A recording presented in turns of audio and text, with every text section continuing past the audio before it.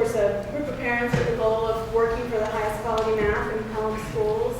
And if you haven't seen our website, it's pelhammath.com. We've posted much of our research and our work, as well as links to test scores, comparisons of curriculum, and videos, etc. here. And you're welcome to look at it and ask any questions. We're also continuing to post resources for parents who are looking for ways to teach their children extra math, and we will welcome suggestions for that as well.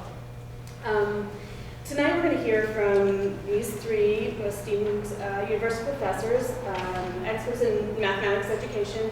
They have some insights into math skills that are needed in elementary and secondary school, things that our children need to learn to really build a solid foundation for college and math-related careers. And a math-related career isn't just being a mathematician or being a physicist. It's also science, it's engineering, it's medicine, it's finance. So let me introduce the three gentlemen you see here today. At the end we have Ethan Aiken. He's a professor of mathematics at CCNY. He received his PhD in math from Princeton. He has spent time over the last decade considering mathematics and the importance of learning core math skills and the need for students to actually quickly be able to complete algorithms and why it's actually important to memorize some things. Next to him, we have Alan Siegel, professor in the Department of Computer Science at NYU, received his PhD at Stanford, and over the last 12 years, he's investigated pretty heavily K-12 mathematics curricula, teaching the content of programs in the US and abroad. He's studied them through classroom visits, research, and a lot of analysis, so he's really knowledgeable about these things as well. Stanley Oken is a professor of mathematics at CCNY as well, also received his PhD at Princeton. He's spent a lot of time over the past 15 years. He gets students every year who know less and less, as do all of these professors who are further and further behind in mathematics, and he set about trying to figure out why. So he's looked very deeply into the curricula that's out there today and what it does and does not teach students in order to help them succeed for college and careers. So thank you for coming, and we will get started with Professor Aiken over here, and at the end we will take questions, and these gentlemen will be glad to answer any questions you have. Okay, well, first of all, I'm to some extent under false colors. I'm not an expert on curriculum. I've mainly, just like all the rest of us in college, I've taught calculus a lot. And the main difficulty that our students have is they're terrible at algebra. And it is that which causes a large number of them to drop out, to switch majors. It's just weak algebra background. And related to that, what I want to describe tonight, my involvement a little bit is a little something I wrote called In Defense of Mindless Rote. And in fact, what I want tonight is just to give you a few remarks defending drill and mindless rote, and in general, not thinking. And about that, there's this wonderful quote by Alfred North Whitehead, which I can't memorize, so I'll read it to you. It is a profoundly erroneous truism, repeated by all copybooks and by eminent people when they're making speeches, that we should all cultivate the habit of thinking what we are doing. The precise opposite is the case. Civilization advances by extending the number of operations which we can perform without thinking about them. Operations of thought are like cavalry charges in battle. You know, this was written around 1900. They are strictly limited in number, they require fresh forces, and must only be done at decisive moments. So I want to defend this notion of not thinking. And in doing so, I don't want to denigrate thinking entirely, but to put it in its proper place. And the best way of describing that is think back to your own experiences in high school. What was the great moment in math classes? Well, Gary Larson has a Far Side cartoon which really captures it. It's called Hell's Library. And what it consists of is the devil is standing next to this shelf of books, and it's word problems, more word problems galore. So those were the things which were really I think for most people, tough in high school. It was the word problems. Now, what's the story with word problems? With word problems, it's the translation from the English into the math. You have this, chit-chat of these problems, and you want to translate it into some algebra. That's the real work. That's the thinking. And then it's just some algebra thing, and you just solve the algebra problem. The important word there was you just solve the algebra problem. That only works if the algebra problem is easy. Now, I use the word easy when I talk with students, and they resent the word easy because, easy for you, sport. And I use easy in a technical sense. There's nothing that's easy when you're first learning it. But there's some things that should become easy. There's some things where you've drilled on it for a while and it hasn't become easy, then you're in trouble, so you should check on it. But there's some things which should really become easy. And how do they become easy? They become easy because they become automatic. It just is in muscle memory. And so this business of the importance of just rote drill, doing a lot of problems again and again and again, all kinds of practice problems, this is the thing which is disputed in a lot of curricular things. And it strikes me as bizarre that it is, because what I'm saying is simply obvious in so many fields. Think of sports or playing a musical instrument. If you play a musical instrument, if you play a piece, you feel like you're not reading it like it's in your fingers. It's in muscle memory.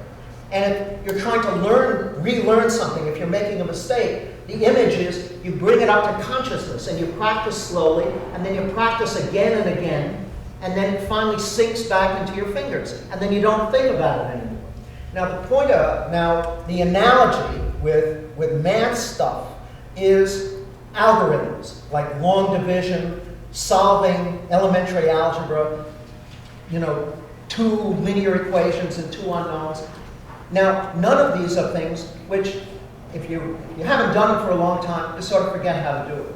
But if you've learned with a lot of drill, so that they're in there, again, it's like musical instruments. So the chit-chat that I just gave you about playing the piano, that's because I took way back when. And right around Furley's, I stopped taking piano lessons. But the point is that if I come back to it now, I'll be able to get unrusty because I took it back then. I learned a certain amount so that I can relearn it now. I can start now. Now, if I started from scratch now, it would be very hard. But because I learned it then, it's somewhere deep in muscle memory. It's in the attic. I can bring it back. And it's the same with these algorithms. In other words, you learn them, and after a while, they should become automatic. These algebra problems should be, you do the word problem, and now it's just this algebra equation. Okay, you just solve the algebra equation. And then that's it. Now, the final bit is that I want to say is defend the fact that we're here. Because a lot of people who criticize the involvement of mathematicians who are in turn, and it's understandable because we, especially these two who are really knowledgeable about this stuff, will be attacking the curriculum that is in general use. And the standard thing is, well, you see, these are mathematicians, so their expertise is, this technical, advanced math, and for most of the rest of us, this just isn't appropriate because, that's just for those special few. Now, that argument is a lot like the argument that you have with, kids say, well, I'm not really good at math because math is a special skill. It's something like you're either born with it or you're not. It's genetics. And some people have it and some people don't. And when I hear that, my response is, you're absolutely right. That's completely true. If you're going to be a professional mathematician, it's a kind of skill that you have to be born with. You have to be a natural. And exactly the same is true of basketball. If you're going to be a professional basketball player, it's got to be something you're born with. Not everybody can be a professional basketball player. But anybody, if they're interested, can, sort of practice and after a while shoot hoops a little bit so that, they don't embarrass themselves and, can even enjoy it. Well, now with the math, it's not necessarily so enjoyable, But the kind of math that we're talking about is something that anybody ought to learn. It's just a matter of, or ought to be able to learn. It's just a matter of sort of putting in this time, putting in this drill, and people just don't want to do it. And so that's really what I have to say is just this general importance of drill and practice. And, you know, like the old joke that probably all of you have heard, you know, how do I get to Carnegie Hall? Practice, practice. And so that's really the story. Thank you.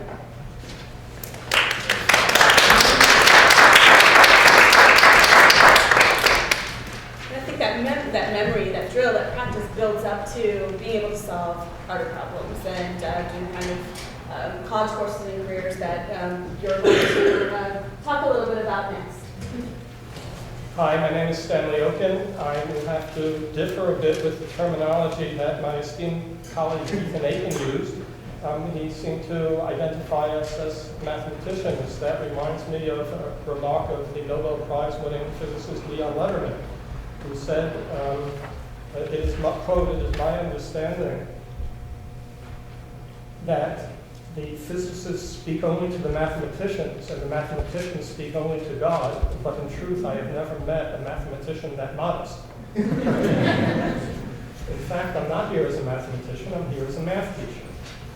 And every semester at City College, I make a point of teaching a first semester a pre-calculus course or a first semester calculus course, and it's obvious that the mathematics preparation of New York City high school graduates, I'll move on to Pelham in a minute, is a major concern of math departments.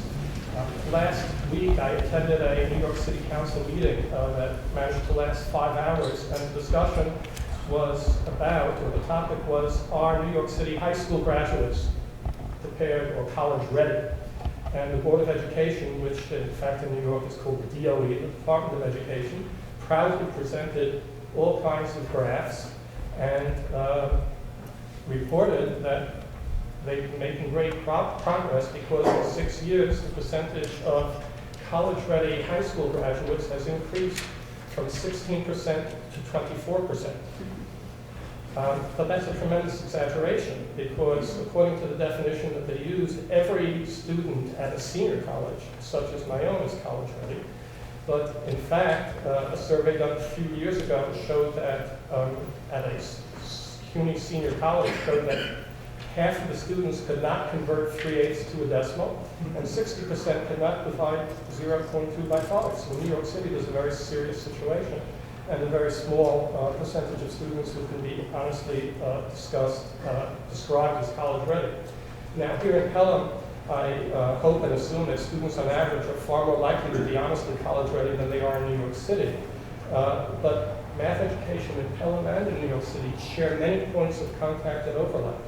And that's because every district in the state, from New York's 1 million people to Pelham's 1 million students to Pelham's 2,800 students, guide their math curricula, use math curricula that are essentially defined by New York State standards and assessments. So I'd like to discuss with you how Pelham is exposed to the issues that confront math education in New York City, and what parents could and should be doing to make sure their children are well prepared for success in college mathematics when they get to that point. So I will begin with the following premise, that all parents of first graders want their children to at least have the option 12 years down the line to pursue programs such as science, engineering, medicine, finance, economics, business. And what these disciplines have in common is that they all have a prerequisite of a year of calculus. And that's a big cohort. It's a higher cohort in Pelham, but certainly more than 20% of students in American four-year colleges attempt first semester calculus.